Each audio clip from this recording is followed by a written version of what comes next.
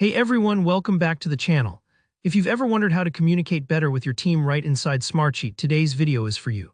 By the end of this tutorial, you'll be confident using the Conversations feature to leave comments, ask questions, tag teammates, and even attach files directly to your rows, making your collaboration seamless and efficient.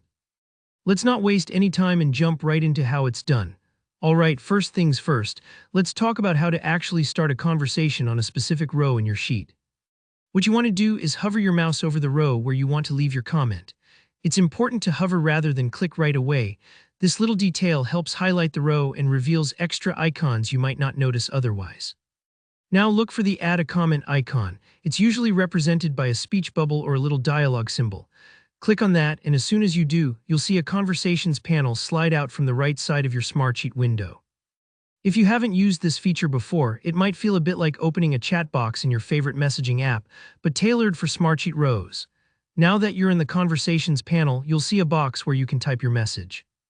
This is your space to add a comment, ask a clarifying question, or start a discussion thread about that particular row.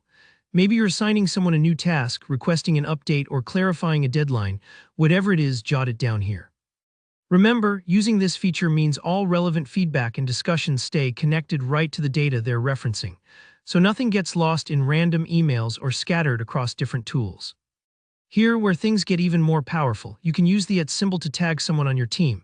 So for example, if you type @Maria, can you review this by Friday, Maria will get notified directly.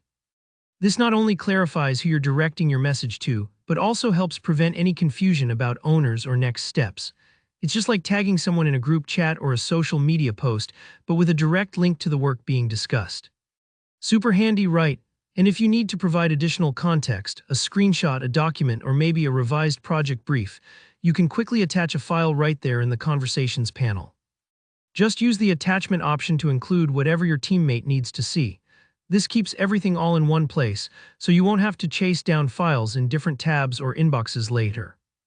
Now let's say you're juggling multiple conversations or want to review only certain ones. At the top of the Conversations panel, you'll see toggles that let you switch between different views: row, sheet, all, and unread. So if you're only interested in comments on the row you're focused on, stick with row. If you want the bigger picture for the whole sheet, just toggle to sheet. The unread view is perfect for catching up if you've been away for a bit, kind of like checking your notifications feed after the weekend. Once you've typed out your comment or attached a file if needed, just press enter to send it. Your message will now appear right there in the panel, making collaboration easy and transparent for everyone involved. Don't worry if you miss something, you can always come back to the Conversations panel and review or reply later. Like any conversation, you can jump in and out as your schedule allows, and that's really all there is to it. Using Conversations in Smartsheet keeps your teamwork organized and ensures everyone's on the same page without having to leave the platform.